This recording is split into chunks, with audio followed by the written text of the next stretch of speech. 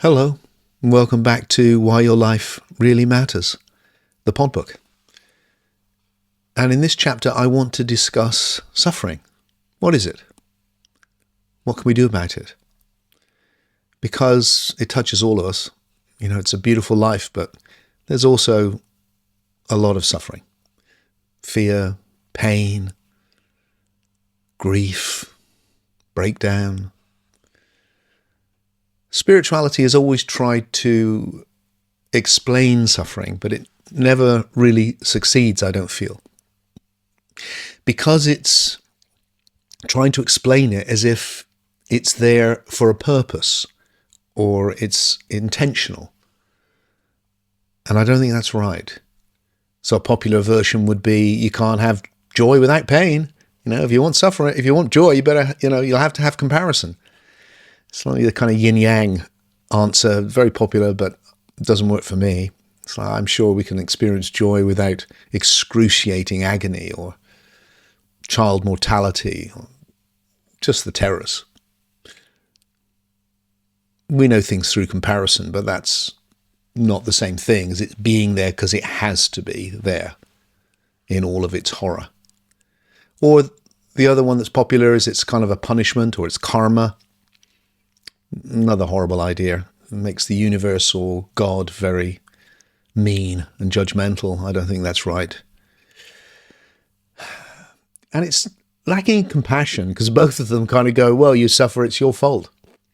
Or, God wants you to. Really? The other softer idea is it's there to teach us something. Well, it can certainly teach you. There's no two ways about that. And we'll talk about that later. But that it's there with a purpose of teaching you, that's a different thing. That makes the universe or whoever is trying to teach you something, God, make a very, very mean a type of teacher. I would never dream of trying to teach my kids something by really making them suffer. That's like, really? And then there's how should we respond to it? And again, spiritual responses, spiritual ideas about how to respond don't seem adequate to me, which is why I've been forced to look for new ones. There's, modern superficial spirituality. There's a common idea that life should be perfect. And if it's not, it's because you're not doing it right. And if you do the magic things and you think in the magic way, your life will be perfect. And suffering needn't exist. It's kind of self-created. That seems. And in Eastern traditions, Hinduism, Buddhism, you get the same idea in a different form, that it is self-created, but it's through your attachments and your desires and all the things that keep you attached to your life. Whereas if you dissociate, then you can withdraw and you see that suffering is self-caused. You don't have to suffer. Buddhism is, its great selling point is an end to suffering. Because if you don't mind what happens, it doesn't matter what happens to you. It's like, okay. So that, if you were perfectly enlightened, you would be free from suffering. There's the idea again. And you wouldn't have to reincarnate on the wheel of suffering and come back to this terrible place that we have to be at and suffer. So, okay, there's all that. Christianity's different. There you get what is it's a deep idea, I think, that it's about being willing to suffer, suffering willingly. And I get that. When I had my daughter and she was a few moments old, I had that feeling of, oh man, I'm in trouble as I looked at her, held her in my arms for the first time.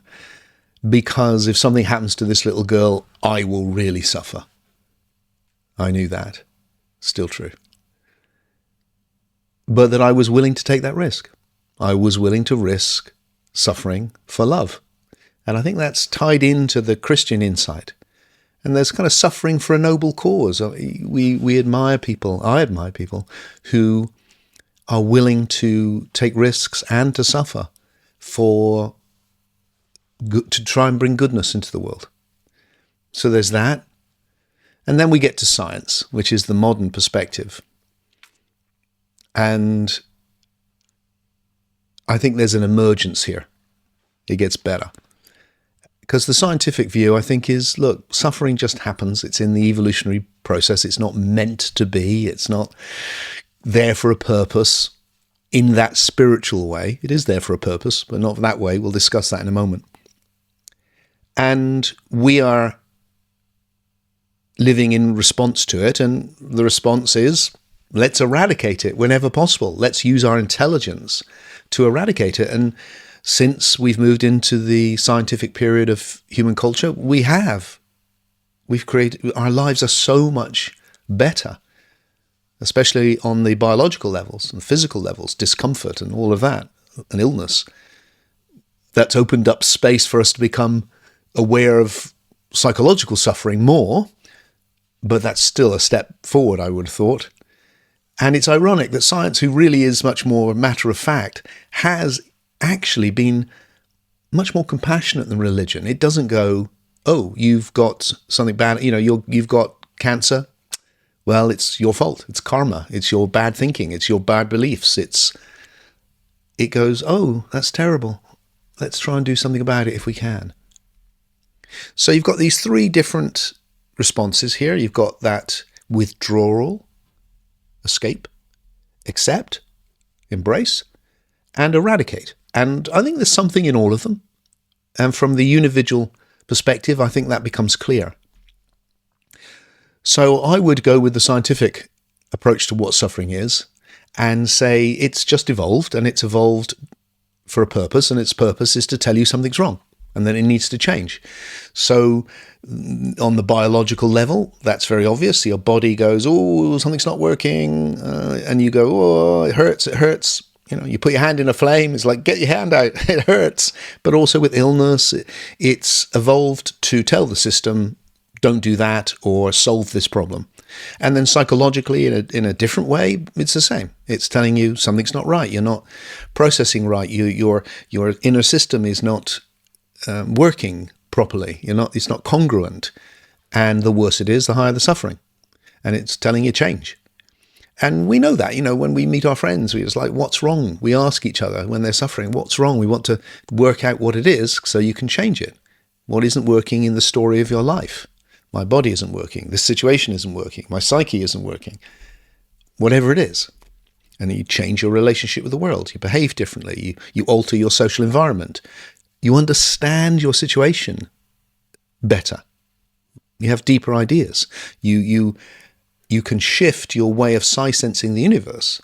All of that can move you, can be a response to suffering, and can be a way of transcending or removing or responding to the suffering.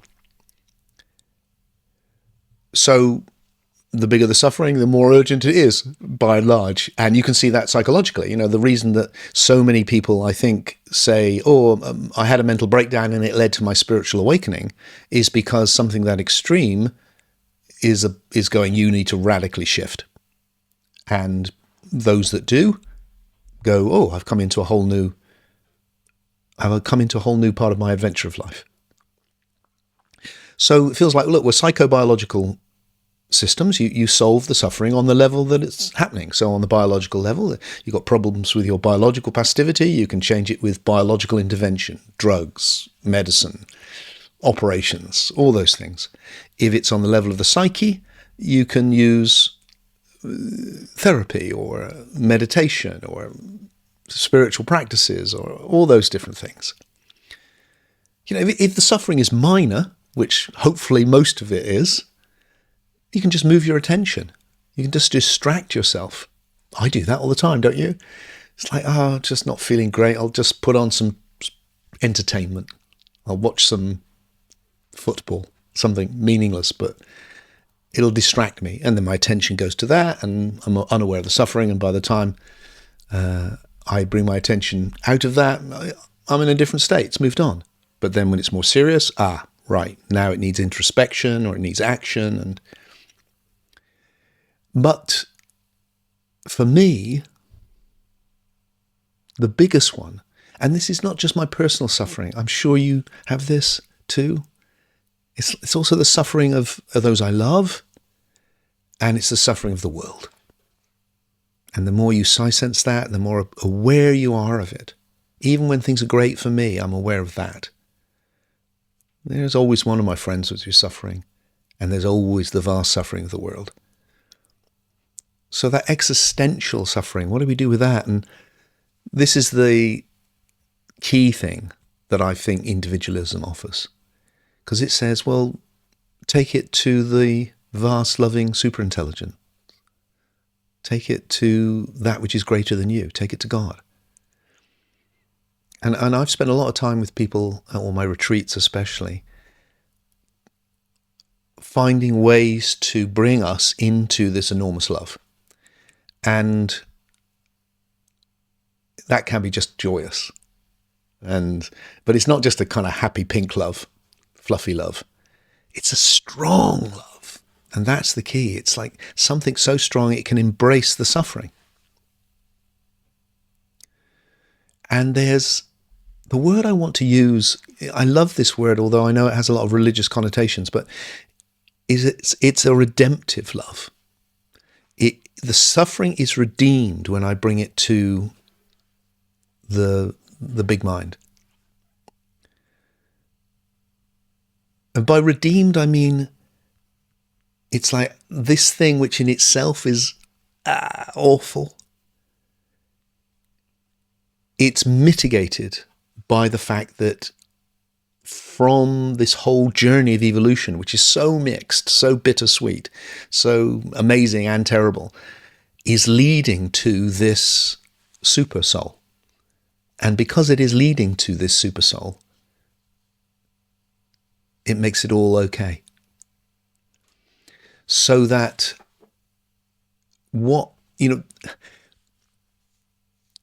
it's the fact of suffering, death, loss, pain, that inspired me to really work to develop this individualism, particularly during the death of my two parents, of being with them through that.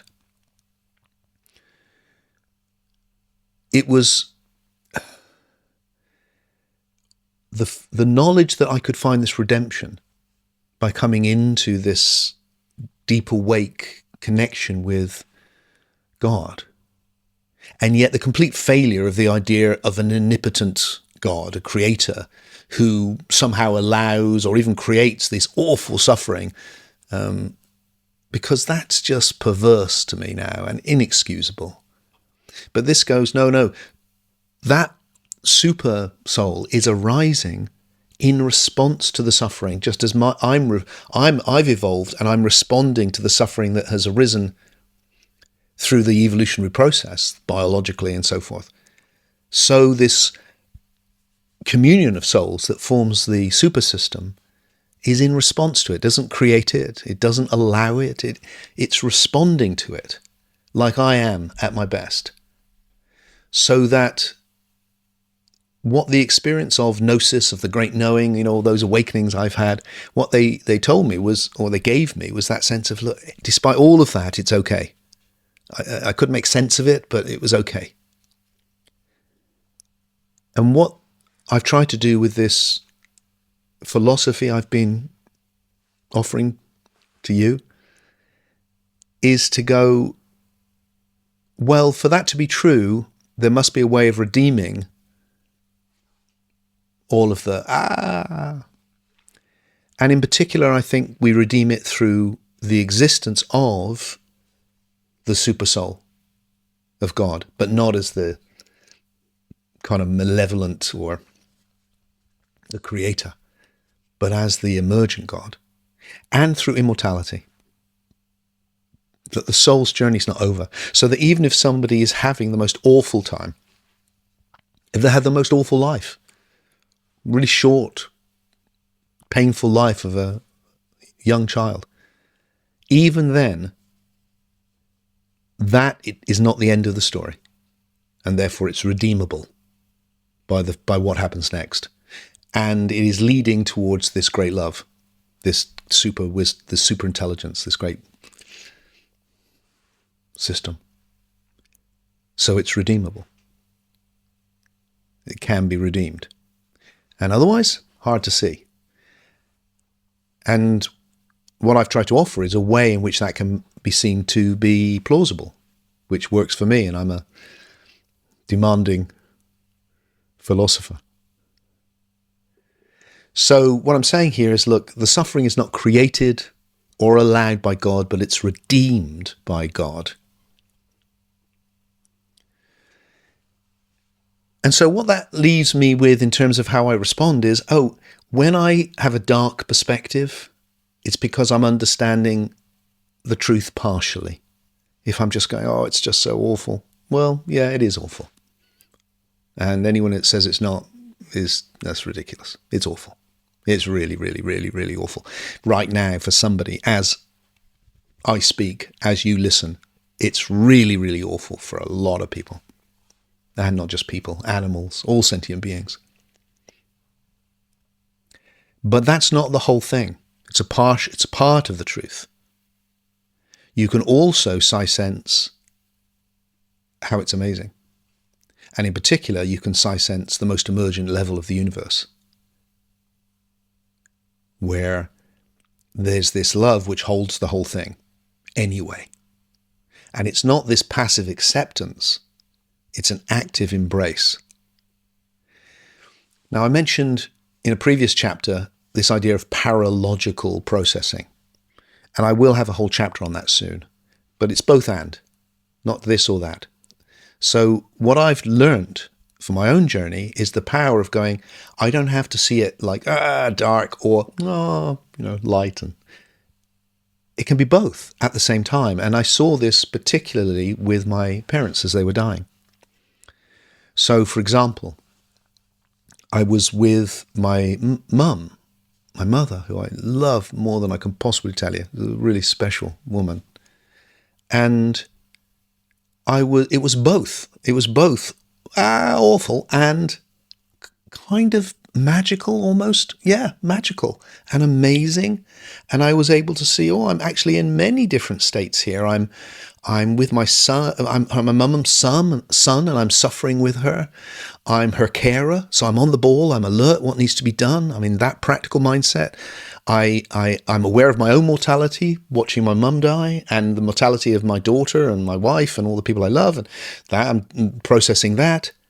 And then I'm also able to touch this unividual communion and feel this amazing love and hope and magic. And in the middle of all of the suffering, there were moments where it was absolutely exquisite. The connection between me and my dying mum was just, so sweet and tender and amazing. And so for me, this is what it means to come back to faith in God. Faith is confidence, confidere with faith. Confident that there's something good that is evolving, and even this awfulness is part of something good. Not because it's planned that way or it must be that way, just because that's the way it is. And what we can do is, if we can respond to it in a way that takes it forward into the more emergent states, which means for me coming into more emergent states, I can play a role in redeeming the suffering, my own and in the world, and bringing it to this next level. And the faith in God for me, and this is really, I couldn't get through without this. It's not some intellectual, just a game where I go, I believe this, I believe that. It's having that confidence and experiencing that there's not something which can take all the suffering away. It's not all powerful. Maybe it can sometimes, but it's not all powerful. It's arising from the process of evolution. It's a super system, but it's not running the universe. But it is with me. And it's kind of rooting for me. It's pushing the narrative of my life as best as it can towards the good. And it's with me. It's with me in the challenges. So in the challenges that there's no way to avoid, they're just happening. There's something greater holding me. And that makes a huge, huge difference. So one of those, an old idea for me, but I like it still, was the idea of replacing the idea of, oh, I want to be enlightened and escape suffering and be free and always having a good time and always full of joy. Like, no, not that. That just leads to suffering because it's completely unrealistic. And I will always fail. Not that, but an aspiration to be what I called a lover of life. And I mean it like I feel like I'm a lover of my wife, where it's not always great. It is often great, but it's not always great. And we can fall out. But even when we do, I love her. Anyway, always. And that the spirituality I'm interested in, the individual spirituality, is saying the same thing with life. It's like, yeah, sometimes it's really hard, but I still love it. Sometimes it's really hard. And I don't like it, but there's a deep connection with it, with the whole process of becoming, that makes me love it. That I feel this is not about escaping this evolutionary process, which necessarily involves suffering from time to time. It's about being at home in the evolutionary process and going, okay, let's do it. And then, you know, in alchemy, they talk about transforming lead into gold. And I think it's a good metaphor, which is why it's lasted so long. Because for me, a lot of the time in the suffering, it's like we're finding the gold hidden in the lead. That in this heavy thing that can happen to us, happens to me. There's the incentive to find more emergent states. There's incentive to become wiser by finding out what it is that's causing this response to the universe in me. And then learning. And you can see that in that I often observe that many of the deepest, wisest people I've met have also been through the most suffering.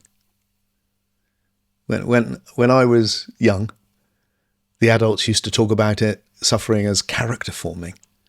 And I used to dismiss that as nonsense, but I think they're absolutely right. And in individualism, it's literally true, because you are your past. So when you respond in a new way and you become wiser and you meet the challenge, you're forming your character, literally, because you are your past. You are forming your character. So this you're in becomes, it makes you stronger and resilient. I like the word resilient. Resilient means to come back into shape, like a sponge is resilient. It's not strong, but it's resilient. You squash it, you let it go, comes back into shape. And it feels like we learn that as well. That either internally or from the world, we feel this, and then we find a way through, we learn something, we change something, and we come back into shape, except the thing we come back into is new. So that the strength isn't about being hard necessarily. There's a strength in resilience, finding something stronger than the suffering to get you through. There's a great line in the Song of Myself by Walt Whitman that I love, where he just goes, "Now, on this spot, I stand with my robust soul." I love that. A robust soul. Yeah. I think that's one of the things we learn. And then we are robust enough to bring compassion into the world, because that's the other response to suffering. We go, right, what can I do? I do this because this is what I can do. There's so many other practical things I'm not much good at, but I'm not bad at this, I think, so I can do this. So I don't want to give the impression I'm being naive here and going, whatever the suffering is, you've become wise, you transcend, you come into God, it's all. No, I'm not saying that. Look, some of the suffering is so terrible, you're not going to be able to do any of that. And suffering has evolved to tell us something needs to change, but sometimes you can't change it, either on any level. You just can't change it. So I think it's really good to know that. But even then I think our wisdom, our understanding can really help. I talked to someone recently who worked for the Samaritans, and they said that with a huge number of people who are suicidal, one of the biggest things was there was no context within which they could understand their suffering. It was just there. And what I'm hoping to offer here is this amazing philosophy of becoming, and that it's leading to something sublime, which gives a context for these parts of life that are really horrible. Viktor Frankl, who was in the camps, he wrote Man's Search for Meaning. He observed that those in the camps who lived through that awful experience had meaning, and those that didn't live didn't have meaning. And that meaning was something greater to get them through, something more than the horror, whether it was a kid, a child they wanted to get back to, or whether it was a book they wanted to write, or whether it was serving others in the camp, or whether it was their relationship with the divine. That meaning, even in a situation they could not change, allowed them to have the endurance to make sense of something which is that senseless. Yeah, that's what we need. We need a philosophy which can make sense of something that senseless. And if you have that, then you can maybe endure. Well, you enjoy when you can, but endure when you must. So that, watching my mum go back for chemotherapy, and she'd had it before, she knew how awful it was. But there was a meaning to it. There was something at the other end for her to endure. And she did. And that worked for a bit. And then it didn't. So,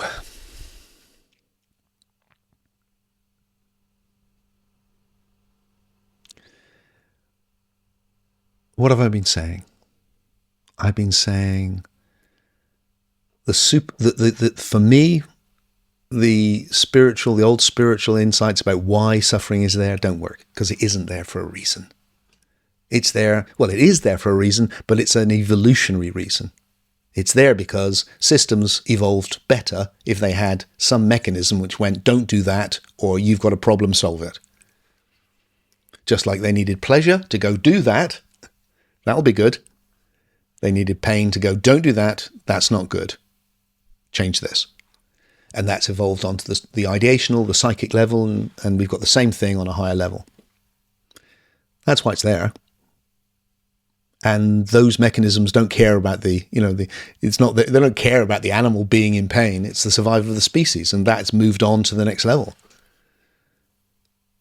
And then we are here now, conscious beings, able to reflect, going, oh, how can we change that? How can we make sure children don't die? How can we stop animal suffering? How can we make it better? And we're doing that. And then I've been sharing that the spiritual individual response is to go, look, find meaning in it. And the meaning is that it's redeemable because it's all leading to something sublime. Doesn't take the suffering away. But you can have a both and, where here's the suffering and it is awful, but here also is this redeeming love, which makes it bittersweet, not just bitter.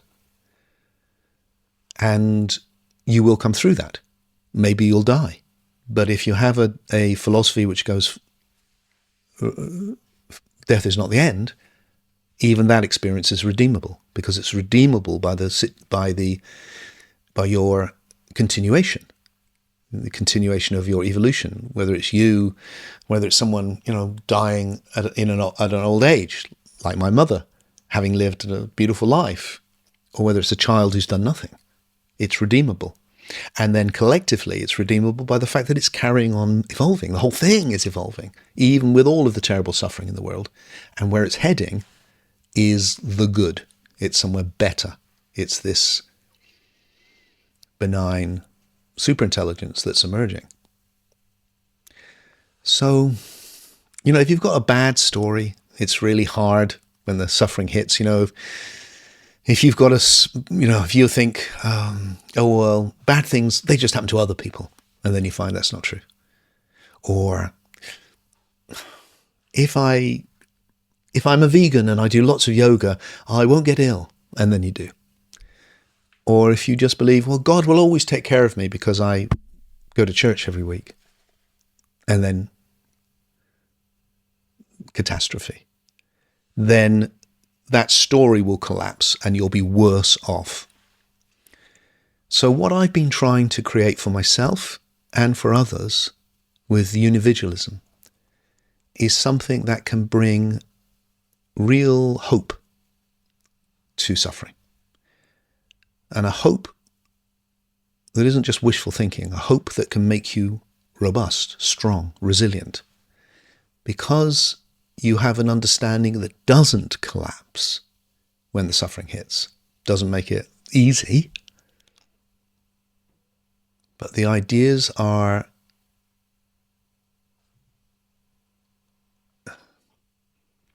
wise enough to make sense of the senseless suffering. A couple of minor addendums to this chapter. I think at some point I said the word individualism where I intended to say unividualism. I hope that didn't confuse anyone. And I mentioned the camps, and I hope that was clear. I meant the concentration camps in the Second World War. Okay, where are we going now? Well, let's head off in a different direction. I want to explore in the next chapter memory. I've been saying that you remember your life and who you are after you die. But it's commonly believed that memories are stored in the brain. And if the brain is not there, how can we remember things? And that's why I want to explore with you why I don't think memories are stored in the brain, and that we need an alternative theory of memory.